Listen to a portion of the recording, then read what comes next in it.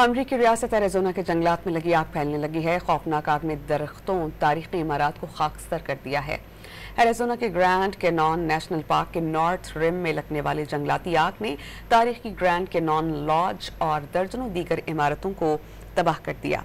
आग से खौफनाक तबाही के बाद नेशनल पार्क सर्विस की जानिब से आग पर फौरी काबू ना पाने के फैसले पर सवालात उठने लगे। चूना, पत्थर और लकड़ी से बनी ये तारीखी लॉज, जो नॉर्थ रिम का एक सयाहती मरकज था, आग की लपेट में आकर मुकम्मल जल गई है। हुक्काम के मुताबिक तकरीबन दीगर 80 इंफ्रास्ट्रक्चर्स तबाह हुए, जिनमें कैबिन्स, पार्क के इंतजामी दफातर और विजिटर सेंटर्स शामिल हैं। नेशनल पार्क सर्विस ने ऐलान किया है कि नॉर्थ रिम 2025 के बाकी सीजन्स के लिए बंद रहेगा, तहम साउथ रिम ज़ायरीन के लिए खुला रहेगा। ये आग 4 जुलाई को आसमानी बिजली गिरने से शुरू हुई थी। एरिज़ोना की गवर्नर कैटी होप्स ने वफाकी हुकूमत के रद्देअमल पर नाराज़गी का इजहार करते हुए वाक़े की आज़ाद तहक़ीक़ात का मुतालबा किया।